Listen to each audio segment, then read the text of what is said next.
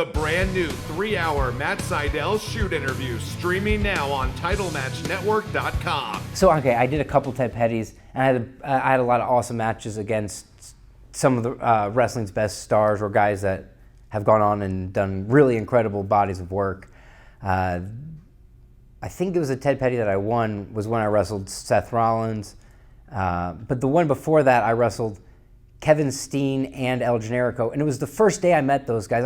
We didn't know each other. We shook hands. We met that day, and like my match with Generico that day still is just, it felt perfect.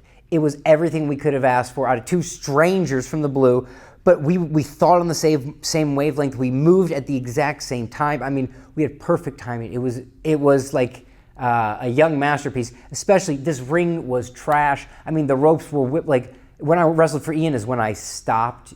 When I stopped doing any springboards or second rope asai, because that rope broke on me one time, and I was like, I'm never doing that again. It's just death, and the ring was just horrible. But I mean, I've wrestled in terrible rings many times, many dangerous rings. What about CM Punk? What was he like back then, young CM Punk in Ian's company? Yeah, Punk was awesome. I mean, he was super cool. Cabana was great. He was fun. They would, lightheartedly pick on me. Punk was always trying to think of something new. I remember him body slamming me off the top rope and then putting an anaconda vice on me, and then I threw up maybe under the ring after it. I definitely threw up. The anaconda vice was basically real. Like, I didn't resist at all, and boy, oh boy, did he just squeeze me. That was kind of funny. They taught me a lot, though, about how to be on the road, on that particular road. Like, different than the Kid Cash, style. Like, I mean, they were very much about how to make it last, how to make your dollars last, how to make your like how to sell a T-shirt, how to sell a DVD. I think VHS. I had a DVD, I think, right around that time. But they sort of opened up to the traditional Carney style wrestling, Carney in a kind way.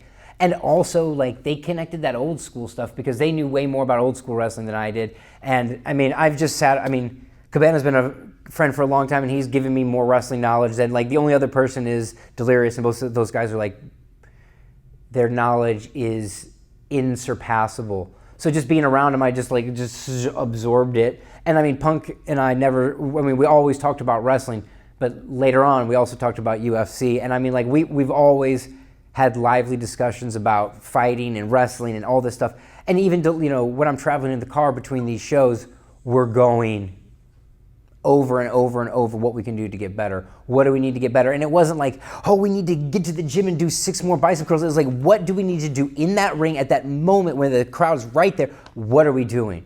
Because I see a lot of people, they just keep going to the gym, but I don't see them training in the ring. And it's like, what are you training for? I understand it's important to look good. And sometimes I think wrestling's just an excuse for guys who kind of have low self-confidence to put on some shiny underwear and like go out on camera and flex. And then there's other guys that just want to wrestle. And of course, to be a good pro wrestler, you have to be in between that. But it seems like there's just an overabundance. Like, that used to not be a type of wrestler, but now that's a type of guy you see, like kind of like a local guy who just likes to look at himself in the mirror. And I mean, wrestling attracts guys with huge egos, but real wrestling kills guys with egos because you're really wrestling, and that's when you get humbled. And so that's why, like, the really good wrestlers, the guys that can wrestle, they usually are humble. I mean, I'm sure anybody can testify to that. And that's why the pro wrestlers with egos that get out of hand, it's like, well, you probably haven't been checked in a while. It's like, anytime my ego gets out of hand, I get checked quick and hard, either by a person, by the universe. I mean, anytime I start to think I'm anything more than just a person, the universe gives me a quick answer, or somebody in the ring can fill you in that you're not shit, and and when you come down, when that power bomb hits, whatever it is, it's like, you're taking it, you gotta feel it. There's no one else that can take that bump for you. You have to jump, you have to take it, and like, there's no way around it.